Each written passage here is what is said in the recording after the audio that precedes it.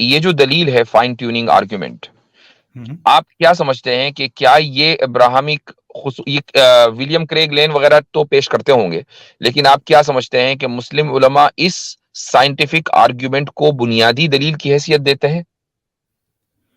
मेरे ख्याल से तो नहीं, बिल्कुल भी नहीं। ठीक। अच्छा, आपके नजदीक जो मुस्लिम उलमा हैं वो खुदा के वजूद के ऊपर किस दलील को बुनियादी हैसियत देते हैं? कुछ है इल्म? हम क्योंकि जब ये हमारी दलील बुनियादी नहीं है, यानी हम ऐसा नहीं है कि विलियम क्रेग जो बात कर रहे हैं वो गलत कर रहे हैं, मैं उसको गलत नहीं कह रहा हूं। हमारा जो दीन है वो साइंस के ऊपर रिलाय करता ही नहीं है, क्योंकि साइंस आज कुछ कहती है कल कुछ और कहेगी। आप उसके ऊपर 10 मतलब किस्म के आपकी क्रिटिसिज्म कर आवाज मुझे देंगे। नहीं आ रही है, आप बात कर रहे हैं कुछ? जी मैं बात कर रहा हूँ। अबुल आला साहब, आप कैसर भाई, अब्दुल मादरी कैसर साहब भाई मुझे सुन आप, पा रहे हैं? हाँ आपकी आ रही है मुफ्ती साहब। कैसर भाई आपको आ रही है मेरी आवाज? आपके यहाँ परेशानी है मेरे ख्याल से, कैसर भाई। कैसर भाई को आवाज जी, नहीं आ कैसर रही है। भाई की वीडियो भी रुकी हुई है, कुछ उनके यहाँ इंटरनेट का हम्म, मसला है। नहीं वीडियो नहीं रुकी है, उनका ऑडियो का शायद प्रॉब्लम मेरे है। एंड पे कोई प्रॉब्लम हो। हम्म। अच्छा, अब सुन आपका पा रहे हैं आप? वीडियो तो आ रहा। जी जी, अब आ रही है आवाज आपकी। अच्छा जी, तो मैं ये अर्ज कर रहा था अबुल मादरी साहब कि जो आपने आर्ग्यूमेंट लिया है, खुसूसन चूंकि आप एक मुस्लिम चैनल के ऊपर आए हैं, तो ये हमारा बुनियादी आर्ग्यूमेंट है ही नहीं। हालांकि हम इसको रिजेक्ट नहीं करते हैं, लेकिन बुनियादी आर्ग्यूमेंट वो होता है कि जिसके ऊपर हमने अपना अकीदा बिल्ड किया है। कोई भी ऐसी दलील के जिसकी बुनियाद साइंस हो, वो हमारा बुनियादी आर्ग्यूमेंट कभी हो ही नहीं सकता, चूंकि ये हम साइंटिज्म को रिजेक्ट करते हैं। ठीक है, तो आपने जो आर्ग्यूमेंट पेश किया वो पेश किया जो हमारा बुनियादी नहीं है। अब आप मुझसे मैं पूछ रहा हूं कि हमारा बुनियादी आपके इल्म में कोई है आर्ग्यूमेंट?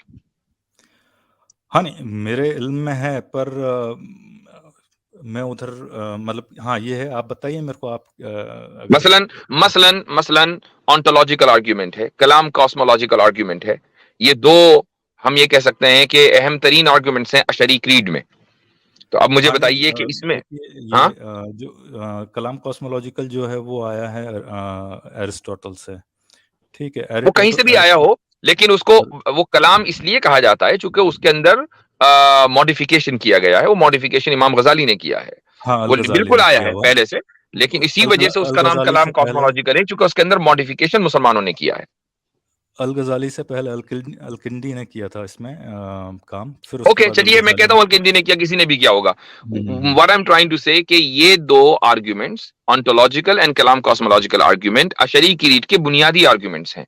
अब आप राइट। इसमें कोई प्रॉब्लम, अगर आपने इसके ऊपर तहकीक की है तो कोई पाते हैं इसमें कोई प्रॉब्लम देखते हैं? क्योंकि आपने जो मुझे मेरे, आर्ग्यूमेंट दिया वो मेरा है ही नहीं। ठीक है चलिए, तो इस बात पे अपन मान लें कि फाइन ट्यूनिंग आर्गुमेंट वीक है। आपके सामने भी मैंने जो दलीलें पेश की है हाँ, उसके मुताबिक। अगर मैं आर्ग्यूमेंट्स की लिस्ट बनाऊंगा, और मैंने बाकायदा इसके ऊपर एक लेक्चर भी दिया है, तो फाइन ट्यूनिंग आर्ग्यूमेंट को मैंने सबसे आखिर में रखा है, ओके चलिए, ठीक है ठीक है। चूंकि उसकी बुनियाद साइंस है इसलिए। जी, ठीक है, फिर कलाम कॉस्मोलॉजिकल पे यानी यानी थोड़ा। मैं ये नहीं कह रहा हूं कि इस कायनात में फाइन ट्यूनिंग नहीं है, ये जरा मैं इसको क्लियर कर दूं, लेकिन जो फाइन ट्यूनिंग आर्ग्यूमेंट दिया जाता है उसकी बेस साइंस है। जी, अब आप कलाम कॉस्मोलॉजिकल आर्ग्यूमेंट पे आ जाएं। ठीक है, तो कलाम कॉस्मोलॉजिकल आर्गुमेंट में जो प्रॉब्लम है वो प्रेमिसेस में है उसके प्रॉब्लम। ठीक है, ओके, ठीक है। मैं आर्गुमेंट आपके सामने रख देता हूँ ताकि जी प्लीज। ऑडियंस ऑडियंस को मालूम चल जाए एग्जैक्टली।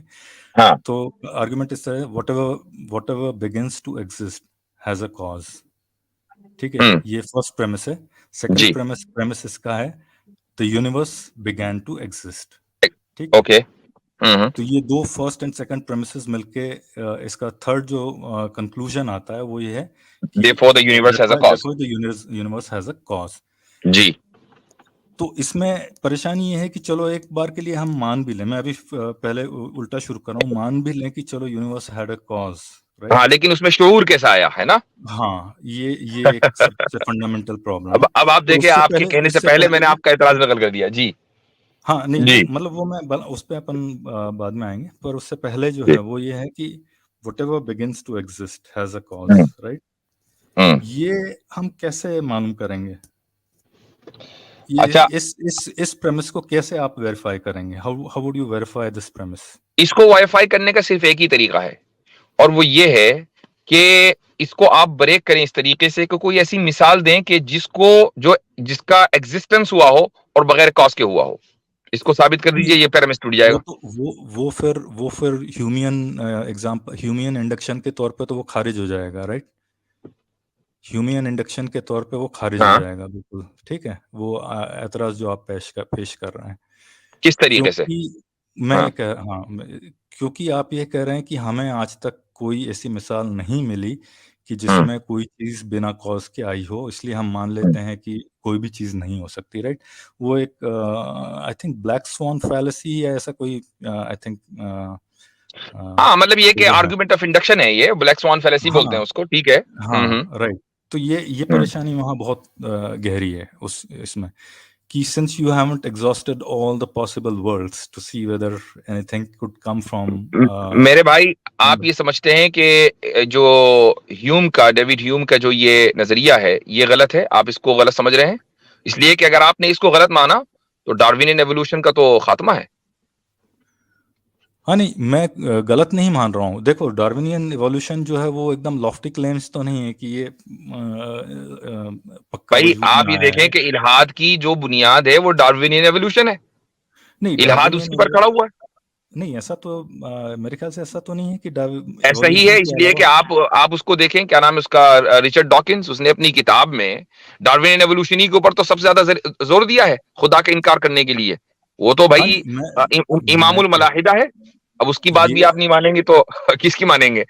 देखिए, एवोल्यूशन तो आप भी बिलीव करते हैं, मेरे ख्याल से कैसर भाई ने भी कहा है, अगर मैं मैंने गलत नहीं बोल रहा डार्विनियन हूँ तो एवोल्यूशन का नाम लिया है, एवोल्यूशन की बात नहीं हो रही है, डार्विनियन एवोल्यूशन। नहीं, और मेरे अल्फाज पे गौर कीजिए। डार्विनियन एवोल्यूशन का एक पार्ट मैं बोल रहा हूँ, आप मानते हैं, और वो है मैक्रो मेरा एवोल्यूशन, मेरा पॉइंट सॉरी, मेरा पॉइंट माइक्रो ये था कि एवोल्यूशन। अगर आपने डेविड ह्यूम के इस उसूल को रिजेक्ट कर दिया, आर्गुमेंट ऑफ इंडक्शन को, तो आपको दस्तबरदार होना पड़ेगा डार्विनियन एवोल्यूशन से। Are you ready? नहीं, मैं ये कह रहा हूँ कि आप किसी डिडक्टिव आर्गुमेंट में अगर कोई इंडक्टिव आर्गुमेंट को इंसर्ट कर रहे हैं, तो जो उसका जो डिडक्टिव जो रिजल्ट है, दैट इज इनवैलिड। समझ रहे हैं आप? मैं बिल्कुल समझ गया हूं, लेकिन मैं आपने कह रहा हूँ कि हाँ वेटेज ऑफ एन आर्गुमेंट, वो हम्म, डिपेंड करता है कि उसको आप कितना वेटेज दे रहे हैं। Since in a deductive argument you are using an inductive argument, inductive premise, अगर आपका वो इंडक्टिव प्रेमिस प्रूव नहीं हुआ 100%, तो इसका मतलब हम्म। आपका डिडक्शन फेल हो गया बेसिकली। चलिए, मैं आपकी इस क्रिटिसिज्म को एक्सेप्ट करके आगे चलता हूं। मान लीजिए कि कोई ऐसी चीज है कि जिसका आगाज नहीं हुआ है और हमें पता नहीं है, ठीक है? ये तो आप कहना चाह रहे हैं ना, चूंकि based on argument of induction कोई ऐसी चीज हो सकती है जो हमें पता ना हो, लेकिन it never began to exist, right? Am I clear? हाँ, हो सकता है, बिल्कुल हो है सकता ना? है। चलिए ठीक है, हमने मान लिया कि कोई ऐसी चीज है जो हमें नहीं मालूम, हो सकता है कि आगे चलकर हम डिस्कवर करें कि it never began to exist and it's part of the universe, ठीक? तो अब हम ये मानकर चल रहे हैं कि वो चीज इटर्नल है, राइट? ओके, मैं आपके साथ चल रहा हूँ अच्छा, अभी थोड़ा। ठीक है। अब अगर वो इटर्नल है, चूंकि if it never began to exist, it mean it always existed, तो वो इटर्नल है। अगर वो इटर्नल है तो फिर ये देखा जाएगा कि वो कॉज्ड हुआ, वो अनकॉज्ड इफेक्ट है, राइट? उसका कोई कॉज तो है नहीं। Am I clear up till here? हाँ नहीं, वो फॉलोज बेसिकली जो भी हमारा प्रेमिस अच्छा, है, वी आर फॉलोइंग दैट अच्छा, प्रेमिस। अगर ऐसा होगा कि कोई चीज जो कायनात का हिस्सा हो और उसका कोई कॉज ना हो, तो इसी को हम इन्फिनिट रिग्रेस फैलेसी कहते हैं। तो क्या इन्फिनिट रिग्रेस फैलेसी लाजिम नहीं आएगी? नहीं, वो आप इन्फिनिट रिग्रेस की अलग बात कर रहे हैं, राइट? क्योंकि कायनात कहीं शुरू हुआ है, मान ले कायनात कहीं जहां से शुरू हुआ है, आप कह सकते हो कि वो कहाँ से आया, may be that is infinite, और मे बी कायनात खुद इन्फिनिट है basically. I mean, it goes through cycles of तो फिर यही इन्फिनिट रिग्रेस है। इन्फिनिट इट्स रिग्रेस तो इम्पॉसिबल है। सिक्लिक यूनिवर्स जो है, वो कहना चाह रहा हूँ मैं। चाहे वो किसी भी तरह हो, इन्फिनिट रिग्रेस तो फैलेसी है। नहीं, कैसे और जो फैलेसी आप है? और जो आप ये कह मैं रहे हैं कि एक एक यूनिवर्स ने दूसरे यूनिवर्स को बढ़ दिया, तो क्या ये थ्योरी प्रूवन है नहीं, वो या ये एक हाइपोथेसिस यूनिवर्स के दर्जे में है? नहीं नहीं, ये हाइपोथेसिस की दर्जे में ही है अभी भी, और ये तो फिर रोजर पेनरोज की हाइपोथेसिस है, तो बट आप इस वो बुनियाद पर कैसे मैं यही excuse देना दलील दे चाहना सकते हैं? जी कैसर भाई।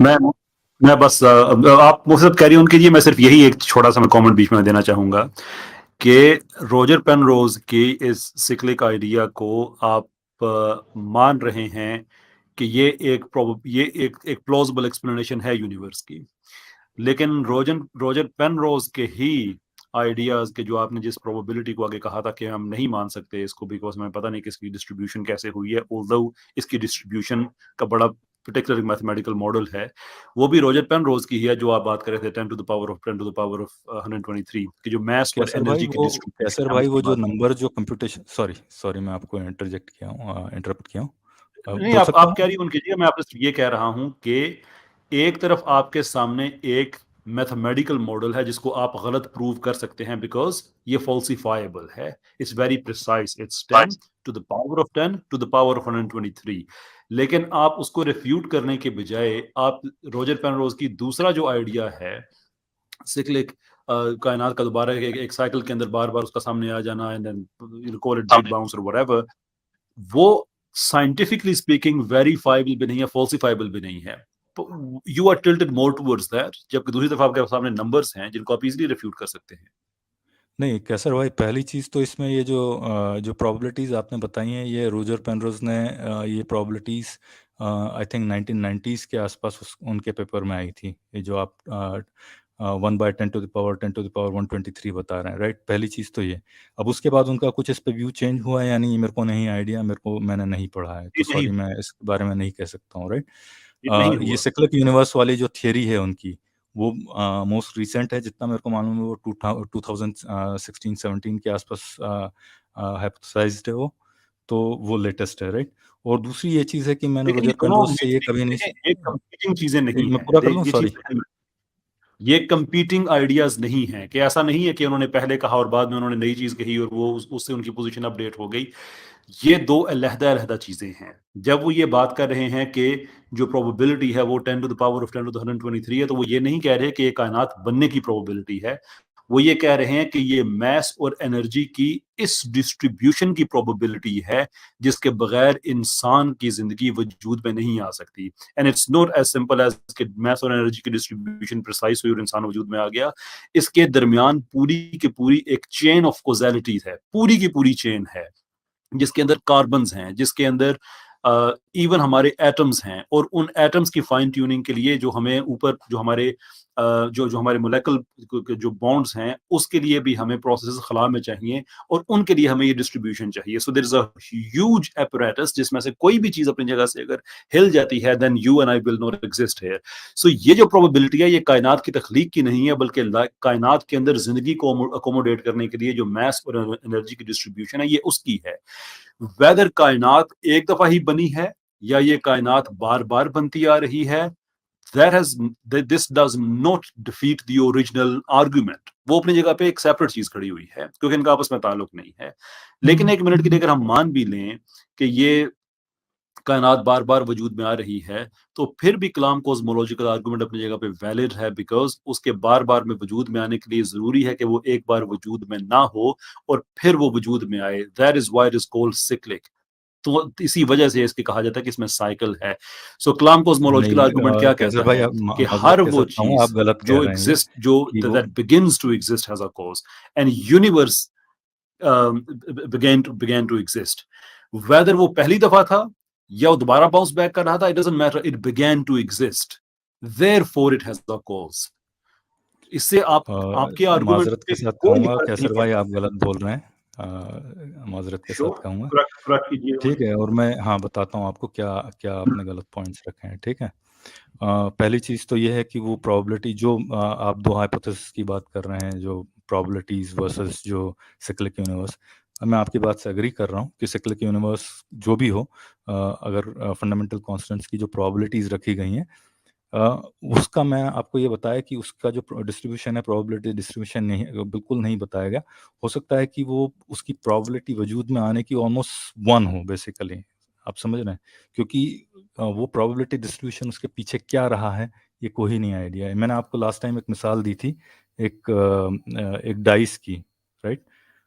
आपने एक कोई डाइस देखा, जमीन पड़ा, आपको नहीं मालूम कि ये क्या है, राइट? सिर्फ आप एक देख रहे हो उस पे 6 नंबर, आपको ये नहीं मालूम कि इसमें 6 नंबर अगर है, आपने किसी तरह देख भी लिया कि उसके आसपास 5 है, 4 है, 3, 2, 1 है, सारे नंबर से, आप ये नहीं कह सकते कि उसमें जो है 6 नंबर आने की प्रोबेबिलिटी जो है वो 1/6 है। You can not tell that unless until you have evidence, you have lifted that dice and tried it multiple times, right? हमारे पास एक ही यूनिवर्स है, वजूद में आया हुआ एक ही यूनिवर्स है जिसको हम देख रहे हैं, राइट? पर तो ये ये बात मेरा दोबारा कहना से है उसमें। कहिएगा। अगर मैं आपकी बात मैं want to steel man your argument, क्या आप ये कह रहे हैं कि एक डाइस है जिसके ऊपर 1 से 6 हर साइड पे उसके नंबर लिखे हुए हैं, सो किसी साइड पे 1, किसी पे 2, किसी पे 3, तो हम ये नहीं कह सकते कि उसके अगर आप उसके रैंडमली रोल करते हैं तो उसके नहीं हमें नहीं, मैं नहीं ये नहीं पता कह कि रहा हूँ, उसके चांसेस 1 मैं ये आने नहीं के कह रहा 1 हूँ, इन सॉरी 6। सॉरी सॉरी, मैं ये नहीं कह रहा हूँ। मैं कह रहा हूँ आप रास्ते पे जा रहे हैं, मान लें आप बीच पे जा रहे हैं किसी, राइट? आप बीच पे जा रहे हैं, आपको एक रेत के अंदर एक रेत के ऊपर एक डाइस दिख रहा है, राइट? उसका आपको ओके। सिर्फ एक फेस नजर आ रहा है, 6। आपने उसको हुँ, तहकीक किया, आप उसको टच नहीं कर सकते हैं बस, लेकिन आपने तहकीक किया कि seems appears like a dice, so it has hmm, number 5 around 6, 4, 5, 3, 4, 5 whatever, right? 3, 2, 1, ये सारे नंबर्स आपको दिख ओके। रहे हैं। अब आप उस डाइस को ना उठा सकते हैं ना कुछ कर सकते हैं, but you can't assume at that point कि इस डाइस में हर नंबर के आने की प्रोबेबिलिटी 1/6 है। You just can't assume that, right? Because you आपने उस डाइस को रोल नहीं किया है एक भी बार। Unless until oh! You roll बिल्कुल। That dice few number of times, you won't be able to ascertain the probabilities. ये मेरा कहने का मतलब है इसका। श्योर। और अबुल मारी साहब, ये पहली दफ़ा हम ये आर्गुमेंट नहीं सुन रहे हैं, एंड आई सस्पेक्ट कि आखिरी बार भी नहीं सुनेंगे, but there is a critical flaw into that. और वो ये है कि अगर आप रैंडमली किसी गली में जा रहे हैं, रास्ते में जा रहे हैं और एक डाइस आपको मिला और आप कह सकते हैं कि व्हाट इज़ द प्रोबेबिलिटी कि ये ऐसा ही हो? वेल, वी डोंट नो कि इसकी प्रोबेबिलिटी ऐसी ही हो। उसकी प्रोबेबिलिटी क्या हो कि वो नंबर आ जाए जो आपको सामने नज़र आ रहा है। But the problem with this argument is कि वो एक बेमानी चीज़ है जिसका कोई मकसद नहीं है। इफ यू से कि कायनात ऐसी है कि इसका कोई मकसद नहीं है, इफ यू से कि कायनात के अंदर जो डिस्ट्रीब्यूशंस हैं मैस और एनर्जी की वो ऐसी हैं कि उससे उसका ये एक मकसद ये नहीं है कि उससे इंसान की ज़िंदगी वजूद में आ सके, या एटलीस्ट उसका ये एक रिजल्ट नहीं है, तो फिर एक डिफरेंट आर्गुमेंट हो जाता है। लेकिन प्रॉब्लम ये है कि आप एक लायानी चीज़, बेमानी चीज़ जिसका कोई मकसद नहीं है, उससे एक एग्ज़ाम्पल डिराइव करके आप उसको अप्लाई करना चाह रहे हैं एक ऐसी चीज़ पे जो कि अपने अंदर डिज़ाइन भी रखती है और मकसद भी रखता है। So why not have a better example कि कोई आप एक ऐसी चीज़ देखें कि जिसका आपको मकसद पता है। हाउ अबाउट अ चेयर, कैसर एक भाई, एक मिनट कुर्सी। इंटरजेक्ट ये करूंगा आपको, मैं हाँ? मैं अगर अपनी बात पूरी कर लूँ कि अगर आप एक रास्ते में जा रहे हैं और आपको एक कुर्सी नज़र आए and you think you know what, I don't no कि ये कुर्सी रैंडमली क्या हवा चली होगी दरख्तों की और टहनियाँ खुद ही टूट-फूट के यहाँ पे आके आ गई होंगी, और समहाउ कीलें भी पता नहीं कैसे वजूद में आ गई होंगी। God is not needed, an engineer is not needed, एक बढ़ई कारपेंटर की ज़रूरत नहीं है। तो व्हाट आर द चांसेस कि ये इसके पीछे कोई क्रिएटर होगा? वुड यू थिंक दैट, और वुड यू थिंक बड़ी carefully crafted cheese that it has to have a designer, and you know this because you know that chair has a purpose, just like the universe does. कैसर भाई, इसमें आपकी argument में flaws हैं, मैं बताता हूँ आपको। अब मैं 2 मिनट ले लूँ? मैं एक चीज मेरा जो आर्ग्यूमेंट पीछे रह गया था, मैं जरा सा उसको भी उस पर भी बात करना चाहूंगा। वो बीच में बात रह गई थी और बात काफी दूर निकल जाएगी।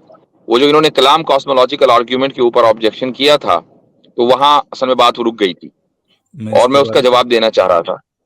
जी, तो और बात में चूंकि क्लियर जी, जी, कैसर आप भाई आप ने भी कैरी ऑन। उसी से मिलती जुलती जी कैसर भाई ने भी चूंकि उसी से मिलती जुलती बात की है कि चेयर खुद से नहीं बनी, कोई ना कोई बनाने वाला होगा, उसका कोई उसकी उसकी पॉसिबिलिटी ज्यादा है। तो इसलिए मैंने यहाँ सोचा कि मैं उसको कैरी ऑन करूं डिस्कशन को।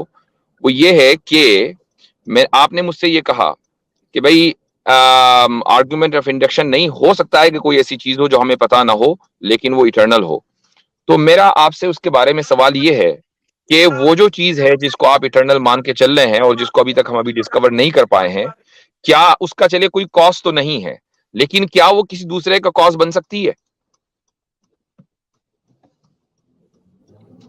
हाँ, क्यों नहीं? अच्छा ठीक है। अच्छा, उसमें शऊर होगा या वो बेशऊर होगी? बेशऊर हो सकता है, शऊर बेशऊर। हो सकता हो बेशऊर हो। इस वक्त हम कुछ भी नहीं कह सकते। ठीक है। तो अब अगर वो हम दोनों पॉसिबिलिटीज पे बात करेंगे। नंबर 1, अगर वो इटर्नल है और वो कॉज है और वो बेशऊर है, तो उसके जितने भी इफेक्ट्स होंगे वो सारे के सारे इटर्नल होंगे, क्योंकि एक बेशऊर इटर्नल कॉज कभी इरादा कर ही नहीं सकता कि मुझे अब इस रिजल्ट को देना है और अब नहीं देना है। वो तो जब से है तब से उसका रिजल्ट होगा, और चूंकि वो इटर्नल है लिहाजा उसका इफेक्ट भी इटर्नल होगा। ठीक है, तो और इस तरीके से फिर इटर्नल चीजों की एक सीरीज बन जाएगी। तो एक चीज दुनिया में इटर्नल नहीं होगी बल्कि हर चीज इटर्नल होगी, जबकि हर चीज इटर्नल नहीं है। ठीक है, ये आपकी पहली पॉसिबिलिटी थी। दूसरी पॉसिबिलिटी कि अगर वो कॉज इटर्नल है और उसका कोई कॉज नहीं है और उसमें शुऊर है, तो भाई उसी को तो हम खुदा बोलते हैं। आप उसको खुदा नहीं कहना चाह रहे, आप ये कह रहे हैं कि वो एक बाशऊर कॉज है। उसकी आदत है कि ये किसी चीज को छोड़ता नहीं है, तो अब ये लगा हुआ है वहां, उनको कुछ और पता नहीं कह रहा है कि नहीं नहीं आप कह रहे हो, ये कह रहे हैं नहीं हो जाएगा जी, वो कह रही है कि बिल्कुल बस कैसर भाई, आया हुआ है तो सुना के जाऊंगा। मैं कह रहा हूँ कि तौसीफ कैस, क्या उन्होंने फ्लाइट कैंसिल कैसर भाई आपकी आवाज आप म्यूट कैसर भाई फोन पे है मेरे ख्याल से वो। अस्सलाम वालेकुम वरहमतुल्लाह। वालेकुम मैंने कैसर भाई सलाम को वरहमतुल्लाह। कैसर भाई का मैं माइक म्यूट कर देती हूँ, तो मैं हैंडल कर लेती हूँ स्ट्रीम को। मुफ्ती साहब बहुत जी। शुक्रिया। जी आप कंटिन्यू कीजिए। जी अबुल मारवी साहब, तो दोनों पॉसिबिलिटीज का आपको जवाब दिया मैंने। हाँ नहीं, मैं आपको जवाब दे रहा हूँ उसका। आपने कहा जी। कि शऊर बेशऊर जो भी पॉसिबिलिटीज हैं दोनों, हम्म। और मैं कह सकता हूँ कि हाँ चलो मान फर्ज कर लीजिए कि दोनों ही पॉसिबल हैं, ठीक है। मेरे हिसाब से नहीं, दोनों या में तो आप ये या फर्क तो नहीं वो, कर सकते। नहीं, या मैं तो बोल ये रहा हूँ या दोनों, तो वो। मैं कह रहा हूँ दोनों की पॉसिबिलिटीज है, मैं कह रहा हूँ ये मान हाँ लें, हाँ हाँ दोनों की पॉसिबिलिटीज है ये मान लें। हाँ हाँ, ठीक। और मैं ये कह रहा हूँ दोनों में आप अंतर नहीं कर सकते, क्योंकि जो बेशऊर है वो भी अपना इफेक्ट दिखा रही है, और जो शऊर है वो भी अपना इफेक्ट दिखा रहा है। नहीं, तो फर्क है, आपने बिल्कुल फर्क है। जो बेशऊर है, सुनिए, जो बेशऊर है अगर वो अपना इफेक्ट दिखाएगा तो उसका इफेक्ट इटर्नल होगा, और वो नहीं, इटर्नल भी इटर्नल किसी क्यों ना होगा? किसी का कॉज होगा, फिर वो भी इटर्नल होगा। इस तरीके नहीं, से क्यों इटर्नल इटर्नल कॉज एंड होगा? इफेक्ट्स का एक सिलसिला चलेगा और हर इटर्नल चीज क्यों इटर्नल होगा? होगी। नहीं, क्यों होगा? आप मेरे को ये बताइए ना, इटर्नल क्यों होगा उसका कॉज? उसने तो अच्छा, मान आपने लीजिए, आप मैं अच्छा, एक एग्जांपल दे रहा मैं हूँ, एक बताता मिनट हूँ, प्लीज प्लीज प्लीज, कि एक मैं एग्जांपल दे बताता दूंगा, हूँ फिर कि आप एक, बताइए इसको। मैं वही बता रहा हूँ, आपने सवाल किया, मेरा सुन लीजिए। मैं बता रहा हूँ, आपने मैथ्स पढ़ी होगी आपकी जो भी स्कूल टाइम में, राइट? भाई मैं आपको उसका जवाब देता हूँ, आपने एक सवाल किया, मैं उसका जवाब दे देता मैं हूँ। आपको वो एक मिसाल दे जवाब, दूं, फिर आप समझ जाएंगे कि मैं क्यों बोल रहा हूँ कि वो इटर्नल जो है वो नहीं होना चाहिए, उसमें कोई मसला ही नहीं, इटर्नल हो या ना हो वो, मतलब वो प्रोसेस इटर्नल हो सकती है, पर वो किसी भी रैंडम टाइम पे अगर वो कोई फ्लक्चुएशन करके या कोई भी जो भी प्रोसेस हो, हम उसके बारे में सोच भी नहीं सकते क्या प्रोसेस है वो, राइट? पर वो जो भी प्रोसेस है, क्योंकि यही प्रोसेस जो है वो गॉड के इसमें भी है, गॉड के या जो भी खालिक कायनात है वो बात कहीं ना बात कहीं बहुत तो कुछ दूर ना जा कुछ तो रही है, सोचेगा, राइट? बात बहुत दूर चलिए जा आप रही है। बोलिए। आप या तो जवाब मुझे देने दें या फिर क्विकली मिसाल दें। आप बोल लीजिए। मैंने ये कहा कि अगर कॉज इटर्नल होगा तो इफेक्ट भी इटर्नल होगा, और ये उस सूरत में है जबकि कॉज में शुऊर ना हो। तो अब सवाल ये है कि अगर मान लीजिए जो इफेक्ट है वो इटर्नल ना हो बल्कि बाद में किसी वक्त वो इफेक्ट वजूद में आया, ठीक है, तो उसको वजूद में लाने के लिए किसी ना किसी यानी प्रेफरेंस, किसी ना किसी वजह की जरूरत है, और बेशऊर चीज के पास कोई वजह नहीं है सिवाय अपनी जात के, और उसकी जात इटर्नल है। मुझे बताइए उसके पास क्या वजह है, क्यों उसने उसी वक्त उसको वजूद बख्शा। नहीं मालूम ना, जैसे यूनिवर्स का हमें नहीं मालूम कि रैपिड एक्सपेंशन कैसे हुआ, अब उसके बारे में हमें आइडिया नहीं है, तो यही चीज यहाँ वो पे भी आइडिया वही इसलिए स्कीम नहीं लागू है, होती वो आइडिया इसलिए नहीं है क्योंकि ये पॉसिबल नहीं है। एक है। सिंपल सी, नहीं, यानी एक बिल्कुल पॉसिबल है ये। किसी को भी एक आम आदमी को भी ये मिसाल समझ में आ सकती है कि हम थोड़ी देर के लिए सूरज को अगर इटर्नल मान लें तो सूरज की रोशनी भी इटर्नल होगी, और अगर सूरज की रोशनी इटर्नल नहीं है तो हमें यह कहना पड़ेगा कि सूरज नहीं, ने टाइम में आपका किसी फ्लॉड वक्त जाकर, एग्जांपल बहुत सुन फ्लॉड है, लीजिए, बहुत सुन ज्यादा लीजिए, फ्लॉड है एग्जांपल, मैं बता सुन रहा हूँ लीजिए, आपको। मैंने सिर्फ एग्जांपल दी है for the sake of argument, नहीं, कि सूरज तो इटर्निटी अगर हो ही नहीं सकता, वो तो जल के खत्म हो मैं, जाएगा ना। मेरे ख्याल से आप मुझे बोलने देंगे तो बात होगी, वरना फिर बहुत मुश्किल हो जाएगा। तो अगर मैंने सिर्फ हाइपोथेटिकली कहा है कि अगर सूरज को हम इटर्नल मान रहे हैं तो उसकी जो रोशनी है, जो उसका इफेक्ट है, वो भी इटर्नल होगा। अगर वो इटर्नल नहीं है तो फिर हमें ये मानना पड़ेगा कि सूरज जो बेशऊर है उसने टाइम के किसी मरहले में जाकर ये इरादा किया कि अब मुझे रोशनी देनी चाहिए, तो फिर सूरज बेशऊर नहीं रहा, वो बाशऊर हो गया, जबकि हम सूरज को बेशऊर मान रहे हैं। जी देखिए, मेरा मेरा ये प्रॉब्लम है, आपने ये दुनिया की चीज़ों के एग्जाम्पल जो हैं आउट, जो हम जिस चीज़ की बात कर रहे हैं उस पे वो मिसालें लागू हो ही नहीं सकती, सीधी सी बात। क्योंकि वो मिसालें, ये जो टाइम बाउंड जो भी चीज़ें हैं वो पेरिश हो जाएंगी कभी ना कभी। जैसे आपने सन का एग्जाम्पल दिया या सूरज का एग्जाम्पल दिया, वो अप्लाई करता ही नहीं, वो एनोलॉजी ही गलत है। जो एनोलॉजी मैं आपको एक रफली बता रहा हूँ, आपको एक मैथमेटिक्स आपने पढ़ा होगा, राइट, अपने हाई स्कूल में। तो हम एक कोऑर्डिनेट एक्सेस लेके चलते हैं और उस पे हम कहीं ना कहीं एक रैंडम जगह पे जीरो मान लेते हैं, राइट। अब उस पे अगर एक्स एक्सिस है, वाई एक्सिस है, जो भी है, एक्स एक्सिस पे पॉजिटिव इन्फिनिटी भी है, नेगेटिव इन्फिनिटी भी है, राइट। पर हम हमारा एक कोऑर्डिनेट सिस्टम का ओरिजिन जीरो मान लेते हैं, बिकॉज दैट सर्व्स अस। इस कायनात का जो वजूद है उसको हम मान लेते हैं कि वो कहीं से आया। अब उसके पीछे कोई कॉज अगर इन्फिनिटी तक जाता भी है, इटर्नल भी है, it doesn't matter, because at any point अगर वो कॉज कायनात को वजूद में लाता है तो वहां से हमारी कायनात शुरू हो जाती है। अब वो चाहे आप कह सकते हैं कि वो फिर तो कॉज आपने जो है वो हमारा मुकद्दमा शऊर तस्लीम वाला कर हो लिया या ना। बेशऊर हो, वो उससे कोई नहीं, फर्क आपने नहीं हमारा पड़ेगा। मुकद्दमा तस्लीम कर लिया कि इस कायनात को कोई ना कोई कॉज जो इन्फिनिट है वो वजूद में लाया है, राइट। नहीं, वही ये तो मैं बता रहा मुकद्दमा हूँ तो कि वो आपने तस्लीम शऊर कर बेशऊर वाला कोई भी हो सकता है, मैं ये कह रहा हूँ, और ये तो मैं पहले ही अग्री कर चुका था आपसे। लिया। नहीं, इसमें प्रॉब्लम यही है कि आपको अगर वो बेशऊर है तो फिर किस पॉइंट पर जाकर उसने इरादा किया कि कायनात को वजूद में आना चाहिए। इसी को मैं एक अरबी टर्मिनोलॉजी इस्तेमाल कर रहा हूं और हो सकता है कि आपने कभी सुना हो, लेकिन मैं उसका तर्जुमा भी कर दूंगा। इसको बोलते हैं तरजीह बिला मुरज्जिह। I don't know if you ever heard this term. तरजीह बिला मुरज्जिह का मतलब यह है कि मसलन तराजू के दो पलड़े हैं और उसमें कुछ नहीं रखा हुआ, तो दोनों बराबर ही होंगे। लेकिन अगर एक झुक जाए और एक उठ जाए तो यह मानना पड़ेगा कि जो झुका है उसमें वजन ज्यादा है। दोनों पलड़ों में अगर वजन ना हो तो एक झुक नहीं सकता, दूसरा उठ नहीं सकता। इसी को कहते हैं कि बगैर किसी मुरज्जह के तरजीह देना, यानी वजनदार बना देना। तो अब अगर वो बेशऊर इन्फिनिट कॉज है और वो बगैर किसी इरादे के कायनात को वजूद बख्शे, तो इसी को तो तरजीह बिला मुरज्जह कहते हैं। तो फिर तराजू का पलड़ा भी बगैर वजन के झुकना चाहिए।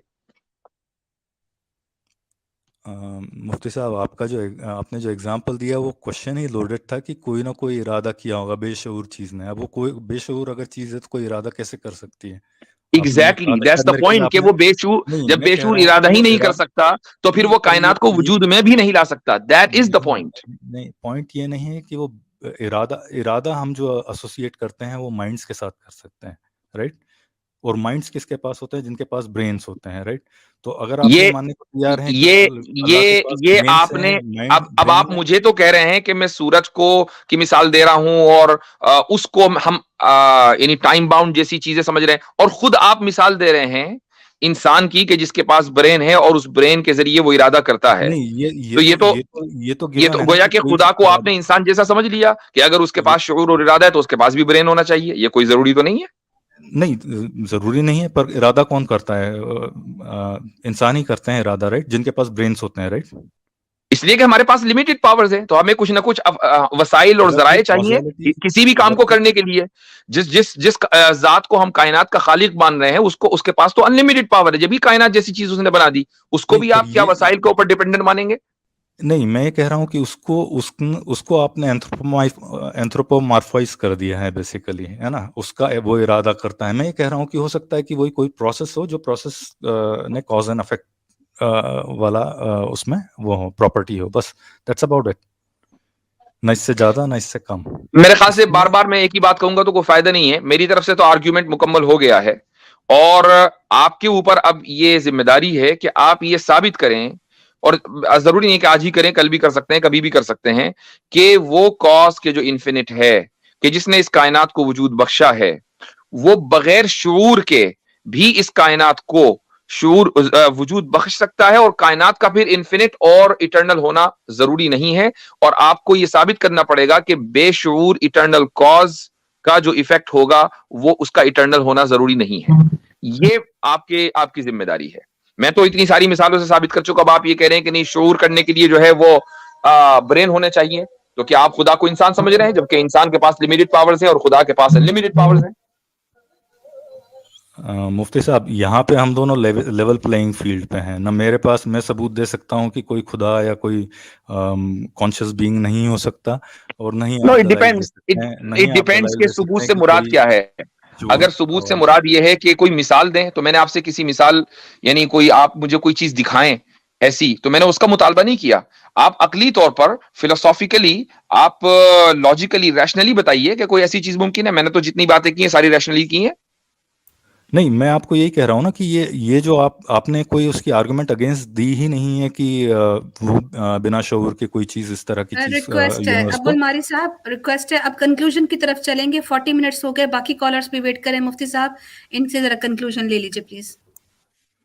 मैं तो मेरे कंक्लूड हिसाब कर से चुका हूं अपना आर्ग्यूमेंट। मैं पहले ही कह मेरे चुका कि हिसाब से मेरी बात मुकम्मल हो चुकी है। अब वो इनकी जिम्मेदारी है कि इसका रिबटल कभी भी करें। मैं बहुत सी बातें हम अपनी ऑडियंस के लिए भी कहते हैं, तो हो सकता है कि मेरी बात जो है वो ऑडियंस को समझ में आई हो। I have already concluded. ठीक है, चलिए मैं भी ये जबरदस्त। कह सकता हूँ कि हम लेवल प्लेइंग फील्ड पे हैं यहाँ पे, ना आप इसका दलील दे सकते हैं ना मैं दे सकता हूँ। ठीक ठीक है, है, चलिए मुफ्ती साहब आपको इस बात का जवाब दे देंगे। बहुत शुक्रिया अब्दुल मारी साहब। मुफ्ती साहब, इनकी चलिए, बात पर thank you respond very much. करना चलिए है कैसर आपने? भाई, मुफ्ती साहब, thank you very much. Okay thank you. जी मुफ्ती साहब, इनके कैस इनकी क्लेम अ, पर कुछ आप मेरा लेवल प्लेइंग फील्ड तक कुछ कह रहे हैं, ये क्या नहीं नहीं, आर्गुमेंट? उसको उसका जवाब देने की जरूरत नहीं है। ऑडियंस हमारे सुन रहे हैं। एक ठीक चीज जो है वो लॉजिकली और रैशनली हम साबित कर चुके हैं कि एक बेशऊर इटर्नल कॉज का जो इफेक्ट होगा वो भी इटर्नल होगा। अगर वो इटर्नल नहीं है तो ये मानना पड़ेगा कि वो कॉज बेशऊर नहीं है, बाशऊर है। सिंपल सी बात है, हर एक बच्चा इसको समझ सकता है।